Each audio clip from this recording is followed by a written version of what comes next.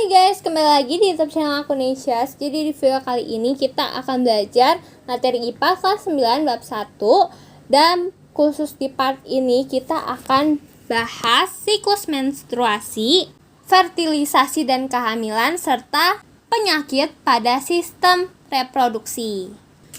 So, langsung aja kita mulai. Menstruasi merupakan suatu keadaan keluarnya darah, lendir, dan juga sel-sel epitel yang menyusun dinding rahim. Nah, biasanya ini keluarnya melalui vagina. Menstruasi terjadi 1 bulan sekali. Dan siklus menstruasi akan terjadi apabila sel telur yang dihasilkan oleh ovarium tidak dibuahi oleh sel sperma. Oh ya guys, tahukah kalian bahwa siklus menstruasi dapat dibagi menjadi beberapa fase loh? Nah, fase yang pertama merupakan fase menstruasi. Pada fase ini, hormon FSH atau Follicle Stimulating Hormone memicu berkembangnya sel folikel dalam ovarium. Hormon FSH adalah hormon yang dihasilkan oleh kelenjar pituitari atau hipofisis.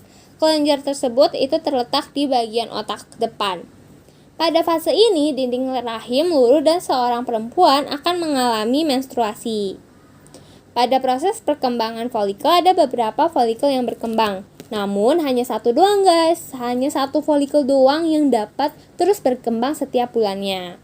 Pada awal perkembangannya, folikel menghasilkan hormon estrogen dan juga hormon progesteron. Hormon estrogen dan juga progesteron ini akan memicu dinding rahim untuk menebal. Nah, pada saat inilah guys, dinding rahim sedang mengalami fase proliferasi, yaitu fase yang kedua ya guys. Tujuan dari menebalnya dinding rahim adalah untuk mempersiapkan tempat melekatnya embrio apabila sel telur dibuahi oleh sel sperma. Nah, fungsi lain dari hormon estrogen adalah memicu kembali kelenjar pituitari untuk menghasilkan hormon FSH dan juga LH. Hormon LH terus diproduksi dan meningkat secara mendadak. Peningkatan hormon LH ini dapat memicu pengeluaran sel telur dari folikel yang telah matang. Nah, proses inilah guys yang disebut dengan ovulasi. Lanjut, fase yang ketiga adalah fase sekretori. Folikel yang telah melepas dari sel telur itu akan merubah menjadi korpus luteum. Sel telur yang telah diovulasikan akan ditangkap oleh fimbriae dan akan bergerak menuju tuba Fallopi. Jika pada saat itu sel telur tidak dibuahi oleh sperma, maka akan dikirimkan sinyal tertentu pada korpus luteum untuk tidak memproduksi hormon estrogen dan progesteron lagi. Nah, dengan demikian guys, pada fase ini jumlah hormon estrogen dan progesteron pada perempuan ini menjadi rendah. Dan rendahnya hormon estrogen dan progesteron menyebabkan jaringan penyusun dinding rahim rusak dan pembuluh darah yang ada pada dinding rahim pecah, sehingga perempuan akan mengalami yang namanya menstruasi. Lanjut, kita akan membahas tentang fertilisasi dan juga kehamilan. Apabila ada sel sperma yang masuk ke dalam saluran reproduksi perempuan, sel sperma tersebut akan bergerak menuju sel telur. Nah, apabila telah bertemu dengan sel telur, bagian kepala sperma akan masuk ke dalam sel telur dan meninggalkan bagian ekornya di luar sel telur. Nah, proses inilah yang mengawali terjadinya fertilisasi. Lalu apa sih fertilisasi itu? Fertilisasi merupakan proses peleburan inti sel sperma dan inti sel telur sehingga membentuk zigot. Proses fertilisasi ini terjadi dalam tuba Fallopi. Nah, tahukah kalian bagaimana sel sperma dapat bergerak menuju sel telur? Sel sperma menggunakan flagea yang bergerak memutar sebagai baling-baling untuk menggerakkan tubuhnya dalam cairan yang ada pada tuba Fallopi untuk menuju ke sel telur. Gerakan flagea ini dapat dianalogikan sebagai baling-baling untuk mendorong perahu. Nah, lalu bagaimana sperma ini dapat menemukan lokasi sel telur? Ada beberapa mekanisme ya guys, sel sperma dapat menemukan sel telur. Sel sperma dapat menemukan lokasi sel telur karena sel telur itu menghasilkan senyawa kimia berupa hormon progesteron. Selain itu, juga karena adanya sensor panas atau suhu tuba Fallopi atau tempat sel telur berada lebih tinggi dibandingkan suhu tempat penyimpanan sperma. Nah guys, pada skema proses fertilisasi hingga implantasi ini terjadi 5 tahap ya guys. Terbagi menjadi 5 tahap. Tahap pertama ini ovulasi dulu, yaitu keluarnya sel telur atau oosit dari ovarium. Tahap kedua itu ada fertilisasi atau peluburan inti sel telur dan inti sel sperma yang terbentuk zigot. Lalu tahap selanjutnya adalah pembelahan zigot, yaitu satu zigot menjadi dua zigot menjadi 4, dan seterusnya. Ini terjadi di tuba falopi. Tahap selanjutnya, tahap keempat adalah pembelahan lanjutan. Zigot terus membelah sampai terbentuk kumpulan sel yang seperti anggur disebut morula. Dan tahap terakhir, morula terus membelah hingga terbentuk blastosit, dan blastosit ini menempel ke dalam endometrium yang disebut proses implantasi.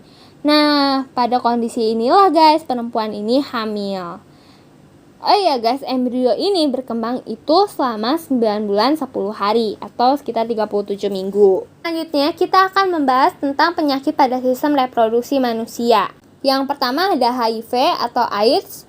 Ini disebabkan oleh HIV, yaitu Human Immunodeficiency Virus, yang menyerang sistem imunitas atau kekebalan tubuh, atau disebut juga dengan penyakit AIDS. Nah, pada penyakit ini guys, itu belum ditemukan vaksin atau obat khusus untuk mengatasi penyakit ini. Nah, penyakit ini bisa ditularkan dari orang tua yang terinfeksi kepada anaknya melalui transfusi darah, atau ditularkan juga dari pergaulan bebas atau narkoba. Oleh karena itulah guys, ayo kita hindari pergaulan bebas dan hindari mengonsumsi obat-obatan yang terlarang. Biasanya guys, seseorang yang terinfeksi HIV, sistem kekebalan tubuhnya ini akan semakin menurun. Dan dalam kurun waktu 5-7 tahun, penderita nampaknya seperti orang sehat, belum memperlihatkan gejala. Fase selanjutnya, AIDS baru dapat terdiagnosis setelah kekebalan tubuh sangat berkurang dan timbul penyakit tertentu seperti TBC, pneumonia, herpes, saraf terganggu, dan lain-lain. Namun tidak semua orang yang mengidap penyakit tersebut merupakan penderita AIDS ya guys. Fase ini berlangsung selama 3-6 bulan. Nah, untuk memastikan apakah seseorang positif AIDS atau tidak, harus dilakukan pemeriksaan banyaknya sel T atau salah satu sel darah putih yang berperan dalam imunitas di laboratorium. Penyakit yang kedua adalah gonore. Ini disebabkan oleh bakteri Neisseria gonorrhoeae. Gejala penyakit ini adalah rasa sakit dan keluarnya nanah pada saat kencing pada laki-laki, serta keputihan berwarna kuning hijau pada perempuan. Nah, penyakit ini guys dapat menyebabkan kebutaan pada bayi yang baru lahir. Yang ketiga adalah penyakit sifilis atau raja singa. Nah guys, ini diakibatkan bakteri Treponema pallidum. Gejalanya adalah luka pada tempat masuknya bakteri, dan biasa ini pada daerah kelamin ya guys. Penyakit ini dapat menyebar dan juga menyerang organ tubuh lain dan mengalami kerusakan. Penyakit selanjutnya adalah herpes simplex genitalis, akibat virus herpes simplex tipe 2. Ini menyerang kulit genitalia luar, anus, dan juga vagina. Gejalanya ini gatal-gatal, pedih, kemerahan pada kulit daerah kelamin, timbul beberapa lepuk kecil-kecil dan pecah menjadi luka.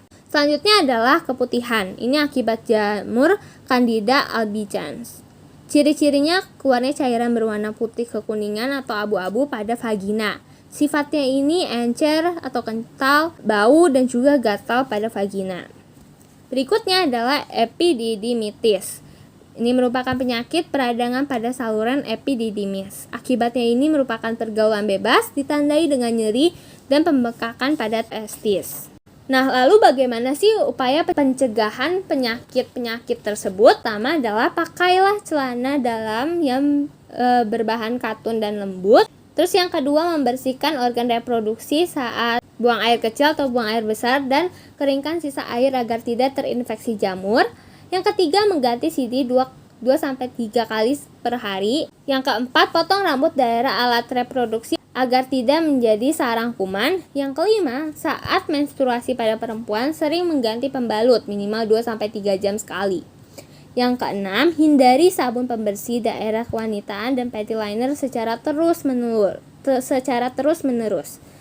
Karena kalau terus-menerus pakai sabun pembersih itu dapat mengubah pH vagina serta membunuh bakteri baik. Dan yang terakhir adalah rajin olahraga, makan buah dan juga sayur. Oke guys, segitu dulu video dari aku tentang pembahasan IPA kelas 9 bab 1 udah selesai ya guys. Terima kasih sudah menonton. Jangan lupa untuk like, comment, share, and subscribe. And see you guys in the next video. Bye!